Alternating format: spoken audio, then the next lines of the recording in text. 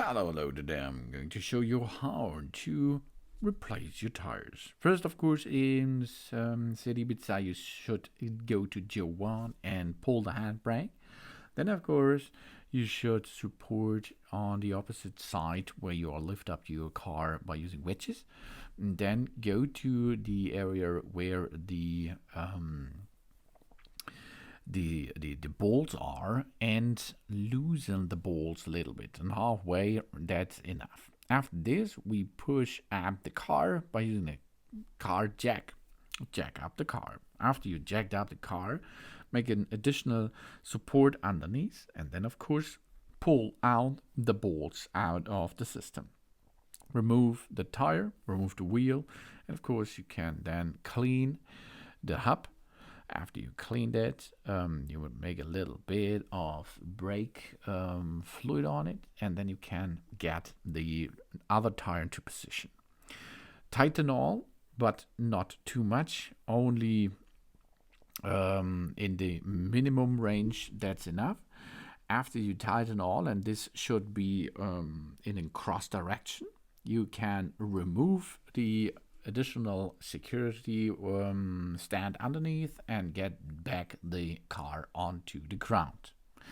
Then of course use the torque wrench 120 Newton meter to tighten the bolts on the surface of the bottom, and then of course replace or get back the hub into position. Remove the wedges, job's done. On the other side of the car, you should support it on the opposite side with wedges. Go and get the jack into position. Remove the center hub system with an additional tool and loosen the bolts a little bit. And halfway, that's enough. Pump up the car, then add a secure additional security underneath, and of course in this case we're going to use the tool to remove the bolts out of the system.